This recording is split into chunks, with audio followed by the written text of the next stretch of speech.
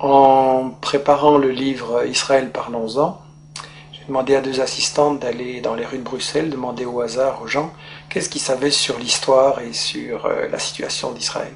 Les réponses étaient catastrophiques. Il y a en fait une ignorance du public, et je pense que cette ignorance n'est pas due au hasard. Ça fait 60 ans que les médias européens, qui se disent les meilleurs du monde, informent le public, et on constate qu'en fait le public ne sait pas l'essentiel. Je pense que c'est dû à une opération de propagande israélienne relayée par les médias, et je l'ai résumé dans ce que j'ai appelé les 10 grands médias mensonges qui justifient Israël.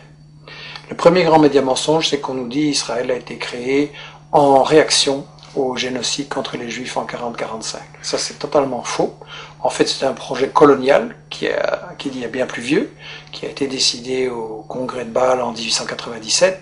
Le mouvement nationaliste juif décide de coloniser la Palestine. À ce moment-là, on emploie le mot colonialisme, il n'est pas du tout honteux. Et ils font appel aux puissances coloniales de l'époque pour qu'ils se rendent compte qu'ils ont besoin d'être protégés. Ils demandent à l'Empire turc qui n'est pas intéressé, mais l'Empire britannique, lui, est très intéressé parce qu'il veut absolument avoir des colons qui vont être installés là au milieu du monde arabe, entre la partie ouest et la partie est. Ils veulent affaiblir l'Égypte, qui est une puissance qui les inquiète. Ils veulent contrôler le canal de Suez, qui est la route vers la colonie des Indes, qui leur apporte énormément. Ensuite, les États-Unis vont prendre le relais. Eux, ce qui les intéresse, c'est le pétrole. Ils veulent un flic du pétrole. Et donc, création coloniale d'Israël ne date pas du tout de 40-45, c'est bien plus tôt, c'est un projet colonial. Il faut rappeler qu'à l'époque, les puissances coloniales européennes se partagent l'Afrique comme un vulgaire morceau de gâteau. Il y a une conférence à Berlin en 1885 avec l'Angleterre, la France, le Portugal, la Belgique, l'Allemagne. On se partage l'Afrique comme un vulgaire gâteau. Il n'y a évidemment aucun Africain qui est invité, je veux dire. Et donc on est vraiment dans l'époque coloniale. Israël, c'est un projet colonial, il faut le dire. Alors, le deuxième grand mythe qui justifie Israël, c'est oui, mais les Juifs, en fait, ils retournent sur la terre dont ils auraient été chassés par l'Empire romain en 70 après Jésus-Christ. Ça, c'est aussi un mythe total, parce que, en fait, j'ai interviewé dans ce livre l'historien Shlomo Sam, qui a lui-même interviewé les historiens, les archéologues israéliens, et tout le monde dit non, il n'y a pas eu d'exode, et donc il n'y a pas de retour. En gros, les populations, elles sont restées là, elles n'ont pas bougé. Bien sûr, il y a eu des invasions, des migrations, des mélanges, mais en gros, elles n'ont pas bougé, les populations. C'est qu'il y a deux conséquences cocasses. La première, c'est que, au fond, les descendants des Juifs de l'époque de Jésus-Christ, c'est les Palestiniens qui vivent là aujourd'hui, maintenant. Et la deuxième conséquence, c'est que, alors, s'il n'y a jamais des gens qui sont partis, quels sont ces gens qui nous disent qu'ils reviennent? En fait, ce sont des convertis, des Européens de l'Est, de l'Ouest, des Maghrébins, qui se sont, à différents moments, pour différentes raisons, convertis à la religion juive. Et en fait, comme dit Shlomo Sand, le peuple juif, ça n'existe tout simplement pas. Il n'y a pas d'histoire commune, il n'y a pas de langue commune, il n'y a pas de culture commune, il y a juste une religion. Mais une religion, c'est pas un peuple. On ne parle pas de peuple chrétien, de peuple musulman, et donc pas de peuple juif non plus. Alors, le troisième grand mythe, c'est l'idée que, en fait, c'est pas grave s'ils se sont installés là en Palestine pour coloniser, parce que nous dit-on, c'était un désert, c'était une terre sans peuple, donc c'était vide. Ça aussi, c'est un mensonge total. En réalité, les témoins de l'époque, déjà au 19e, début 19e, disent la Palestine, c'est un océan de blé. Il y a des cultures et des exportations, notamment vers la France, de l'huile, du savon, les fameuses oranges de Jaffa. Et d'ailleurs, quand les colons britanniques et puis les colons juifs vont vouloir s'installer en Palestine à partir de 1920, les paysans palestiniens refusent de céder leurs terres, et donc il y a des révoltes, il y a des grèves générales, il y a des manifestations avec de nombreux morts, il va même y avoir une guérilla en Palestine, donc c'était tout sauf un désert, et tout ça n'a été brisé que par une répression très très féroce de l'occupant britannique et des sionistes ensuite. Alors on nous dit, oui c'est vrai, il y avait des Palestiniens, mais enfin ils sont partis d'eux-mêmes. Ça aussi c'est faux.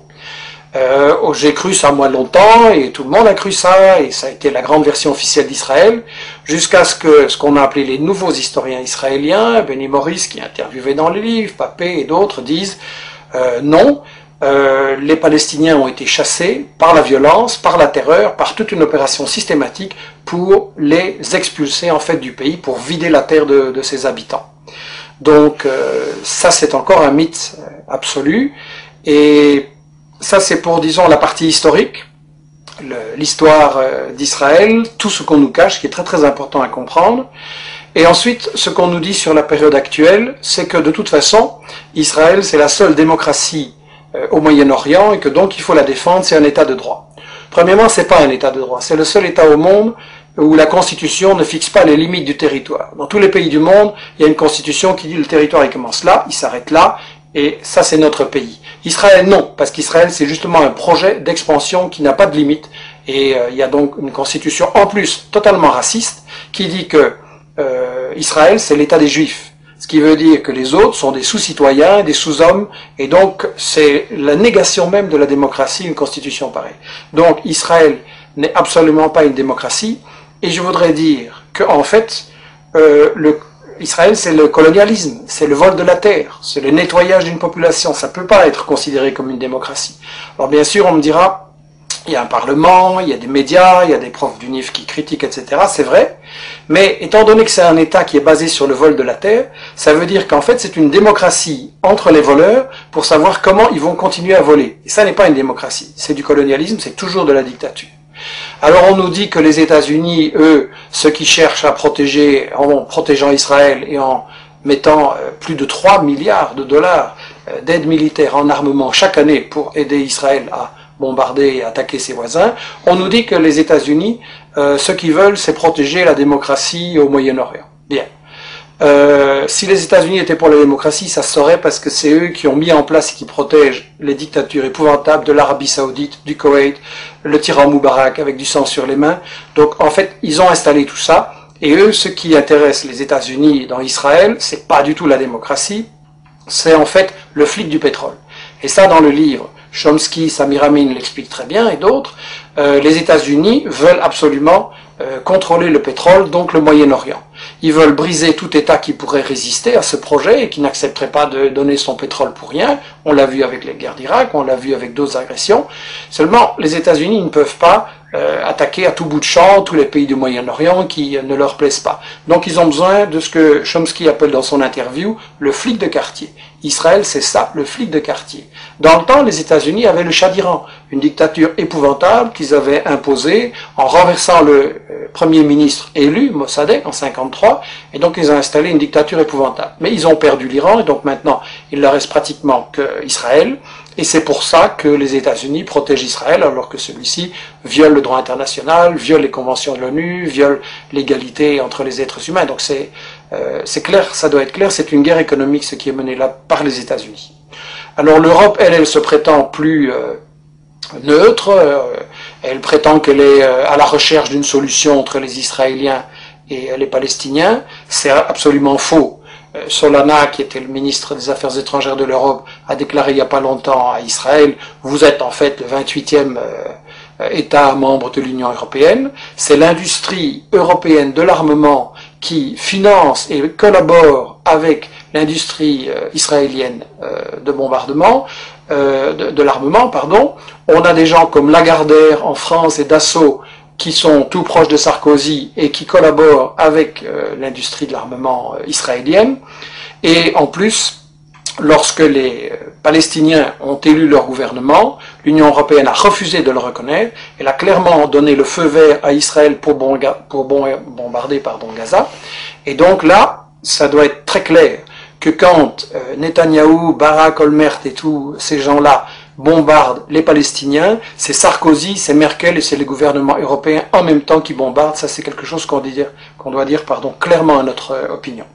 Alors, quand vous dites ce genre de choses, quand vous racontez la véritable histoire de la Palestine et d'Israël, quand vous montrez les intérêts scandaleux des États-Unis et de l'Europe, alors tout de suite, évidemment, on essaye de vous fermer la bouche en disant que vous êtes un antisémite. Enfin bon, disons un raciste anti-juif. Il y a une chose qui doit être très claire. Quand on critique le gouvernement d'Israël, on n'est pas raciste anti-juif, au contraire, on critique un gouvernement qui nie l'égalité entre les êtres humains, entre les juifs et les musulmans. Et donc on veut au contraire que soit possible un avenir, une paix, une entente entre les juifs, les musulmans, les chrétiens et les laïcs au Moyen-Orient, et c'est pour ça qu'il faut arrêter le gouvernement d'Israël dans ses crimes, parce qu'il ne fait que semer la haine, et c'est sa stratégie, semer la tension, semer la haine. Alors là, ils répondent, et les médias relayent souvent l'idée, oui, mais les Palestiniens sont violents, c'est du terrorisme, etc. Je voudrais dire une chose. La vraie violence, c'est le colonialisme, c'est l'armée d'occupation israélienne qui a volé leurs terres, leurs maisons aux Palestiniens depuis 60 ans.